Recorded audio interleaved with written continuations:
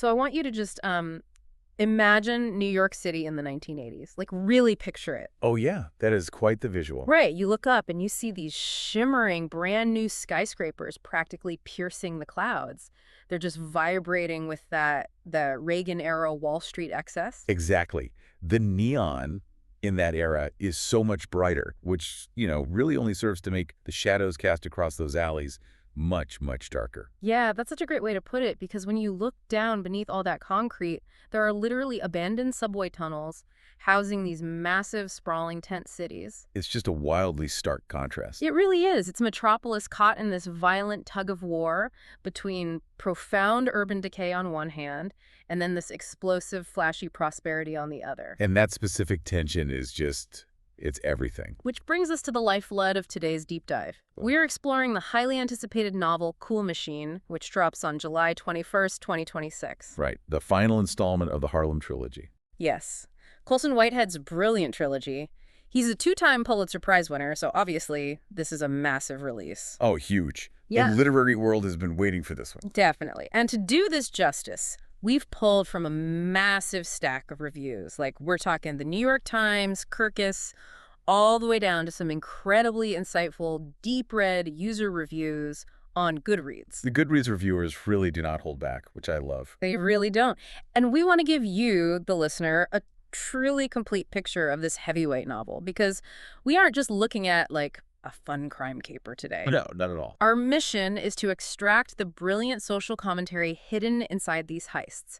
We want to help you understand how societies, and specifically cities, physically and culturally evolve. Yeah, it's about the mechanics of the city itself. Exactly. Okay, let's unpack this. So, to truly grasp the sprawling landscape of this novel, we have to start by grounding ourselves in the man navigating it, right? Ray Carney. Ray Carney, an absolute legend of a character at this point. For sure. And for those following the trilogy, Carney is obviously a familiar face. But in August 1981, which is where this narrative picks up, he has entered a very specific stage of life. He's older now. Right, he's an empty nester. And on the surface, he has finally achieved his ultimate dream, which is just pure, unadulterated respectability. Oh, he is absolutely basking in it. I mean, the book opens with him being named Sterling Furniture's Northeast Regional Dealer of the Month. Yes. It's so great. It's this incredibly validating, almost absurdly domestic honor for him. He's physically dressing up for a trade magazine phone interview, like he's treating a phone call like he's about to speak to the president. What's fascinating here is how Whitehead uses Carney not as a hypocrite, but as a lens to view the broader economic system. Right. Carney is what one critic brilliantly calls a cool machine. It's just in his blood. He runs this completely legitimate, highly successful furniture business, but, he still operates as a criminal fence. Right, the middleman moving the stolen goods. Exactly. And he truly loves the furniture business. Yeah. But as a merchant, he understands a fundamental truth about American capitalism, which is that the respectable economy has always required side entrances. Oh, yeah, the coded margins. Right. It relies on men willing to carry heavy things in the dark. I was thinking about this, and you can really look at Carney's life like a high-end, beautifully crafted piece of mid-century furniture. Okay, I like where this is going. Like, when it's sitting there on the showroom floor under the perfect halogen lighting, it looks flawless, right? Elegant, totally respectable. You want it in your living room. It's the dream. But if you were to physically flip that sofa upside down, bypass the velvet cushions, and actually look at the hidden joints, the jagged staples, the rough splintered wood, maybe the toxic industrial glue. Yeah, the messy stuff. Exactly. You see the messy, dark, complex reality of how that beautiful object was actually put together. That is a perfect analogy. The pristine surface absolutely requires the messy foundation. And that foundation brings us to the book's central philosophy. It's a concept Whitehead calls the churn. The churn. Yeah. It is the invisible, relentless engine of New York City. The city is essentially a machine built on a constant cycle of death and rebirth. Tenements are demolished to make way for the new high-rises. Exactly. Distinct ethnic tribes arrive in a neighborhood. They scrape by, they build a community, they move on, and then, boom, they're immediately replaced by the next group of drivers. It's a mechanism that constantly overwrites its own history. And to see where the gears of that machine actually grind, we have to leave Carney's brightly lit showroom. Right to go down. Right down into the literal rat-infested underground of New York in 1981. And the catalyst for this descent is Carney's wife, Elizabeth. Right, she's trying to expand her own travel agency business. But she gets denied a bank loan. And reviewers really pointed this out. It's a sharp critique of the systemic financial barriers for black business owners at the time. Yeah, the respectable route is just slam shut right in her face. Exactly. Which forces Carney's hand. The pressure to provide pushes him to flip that sofa over, like you said, and go straight to those messy joints. He needs quick cash. So he teams up with this legendary aging criminal named Uncle Rich to pull off a heist at the five-star Waldorf Astoria Hotel. And they even get into the Waldorf unseen. They have to take this surreal subterranean journey through these hidden train sheds deep beneath Manhattan. Which introduces us to a massive homeless tent city. It's governed by a man styling himself as Mayor Crotch, which is just, what a name. It's wild. It's an entire society operating in the pitch black with its own rules, its own hierarchy. Yeah, the reviewers frequently highlight how perfectly this captures the stark reality of Reagan-era inequality. Oh, absolutely. The spatial dynamics there are brutally literal. Right, like physically little. Yeah. As the wealthy construct their glass towers higher and higher into the sky, to physically distance themselves from the misery of the streets, the cast-offs, the people entirely left behind by the economic boom, are pushed deeper and deeper into the subterranean dirt. Here's where it gets really interesting, though, because the target of this heist at the Waldorf completely shifts the motive from a simple cash grab to something profoundly complicated. Right. They aren't going after diamonds or bearer bonds. No. They are specifically targeting Jesse Owens's Olympic gold medals from the 1936 Berlin game. Which just blew my mind. Right. It makes you ask, can we even call Uncle Rich a thief in this scenario? It's a huge question. Because when you consider the history, this heist feels a lot more like an act of historical restitution. Yeah, like he is taking back a cultural artifact from a society that never actually respected the man who bled to win it. Exactly. You really have to look at the historical context Whitehead is invoking here. Because after Jesse Owens embarrassed Hitler's myth of Aryan supremacy on the world stage, he came home to a deeply segregated America. An America that offered him virtually no support. None. The man was infamously reduced to racing against horses and dogs at local fairs just to make a living. It's heartbreaking. It really is. Yeah. And he eventually had to sell those very medals to pay off tax debts. So Uncle Rich stealing them back is this direct reaction to a society that placed massive monetary value on the physical object, but practically zero human value on the man who actually earned it. Right, and the novel deliberately pushes you into that moral gray area. It totally does. It asks you to reconsider what constitutes theft when the overarching system itself is built on extraction. Like, is taking those medals a crime, or is it a cosmic correction? A cosmic correction. I love that phrasing. And that question of extraction naturally carries us forward into 1983, where the concept takes on a completely new, really insidious form. We move from the physical tunnels into a different kind of underground. Yeah, the cultural underground of the 1980s East Village art scene. And here, Carney kind of steps back, and the narrative spotlight swings to his longtime associate, Pepper. Pepper is such a brilliant character study. It really is. He is this aging, violent, hard case enforcer who speaks the language of brutality fluently, but his body is starting to betray him. Right. He spends this entire section plagued by severe stomach issues. Which serves as this constant nagging reminder of his own mortality, especially in a world that demands invincibility, Yeah, you can't be a tough guy when you're popping antacids all day. Exactly. So Elizabeth asks Pepper to take a bodyguard gig for one of her travel agency clients, this shady art collector operating in the downtown avant-garde club scene. And predictably, things go sideways almost instantly. Instantly. Pepper steps into a nightclub bathroom for, 1 minute, and by the time he walks out, an incredibly rare African fang and gill mask is gone, along with a briefcase full of cash. Leaving Pepper to play the role of a reluctant, highly irritable detective. Highly irritable is putting it mildly. True. In a bohemian environment he absolutely despises. He has to navigate these hyper-pretentious art parties. He ends up teaming up with a young punk rocker named LJ, who rocks a giant mohawk and named herself after a song by the band Television. Classic 80s punk scene. Totally. They also cross paths with Zippo, a filmmaker friend from the past. And Zippo is deep into this performative art project where he is redubbing Alfred Hitchcock's movie The Birds. Right. He's replacing the word birds with a racial slur. Yeah, to highlight what he claims is the movie's hidden racial subtext. Zippo's project is a crucial detail here.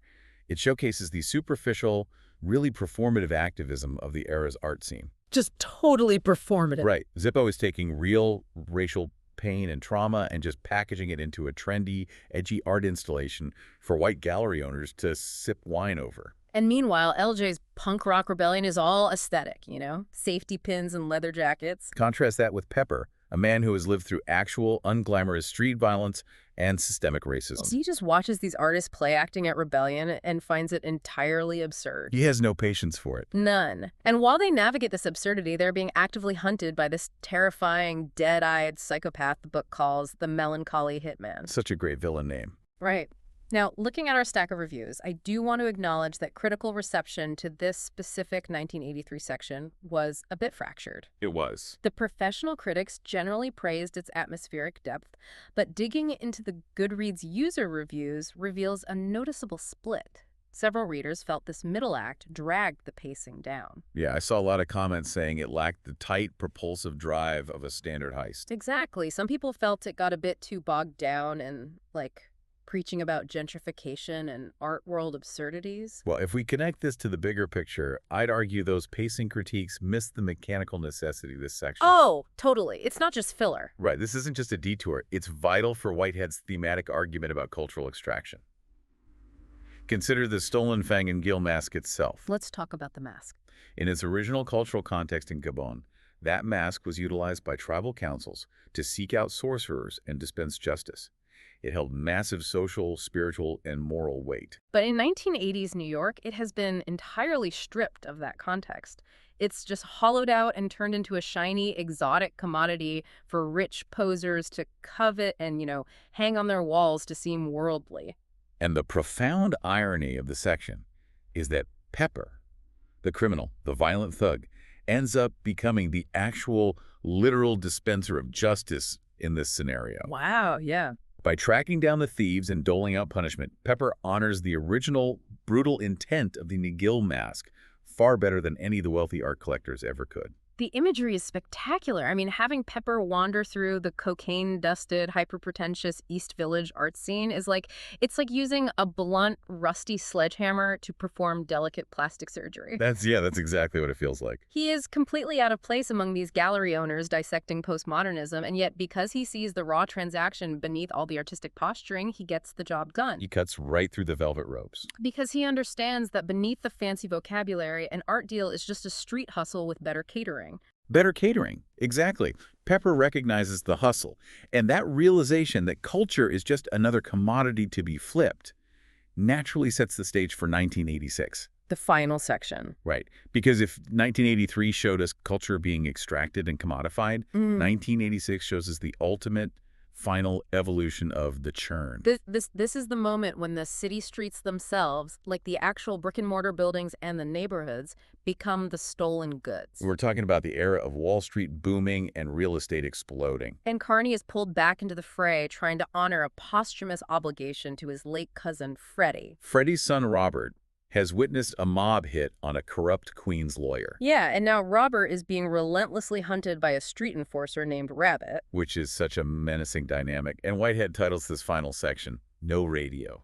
Which is such a hyper-specific detail from the era. It perfectly encapsulates the defensive posture of the city's residents at the time. Yeah, Carney and Pepper are constantly walking past cars parked on the street with those little cardboard signs taped in the windows reading, No Radio. It was an attempt by car owners to signal to thieves that the stereo was already gone, hoping to prevent a smashed window. And both Carney and Pepper view those signs with just visceral disgust. Yeah, they hate them. They see it as a pathetic, preemptive surrender to the predators of the city. Just a waving of the white flag. It's broadcasting weakness in a city engineered to eat the weak. Exactly. But while Carney and Pepper are expending all this energy looking down the block for street-level predators like Rabbit, the real climax of the novel blindsides them from a completely different direction. It really does. The existential threat doesn't come from the mob or some guy with a gun in an alley.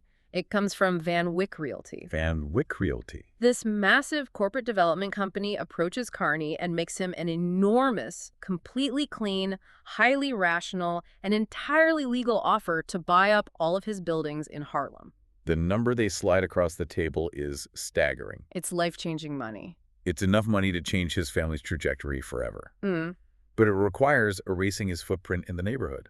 So what does this all mean? The irony of this ending is just staggering when you consider Carney's entire life trajectory. Oh, absolutely. I mean, he has spent decades constantly checking over his shoulder, analyzing the shadows for back alley thugs, worrying about corrupt cops, outsmarting hitmen. Always on guard.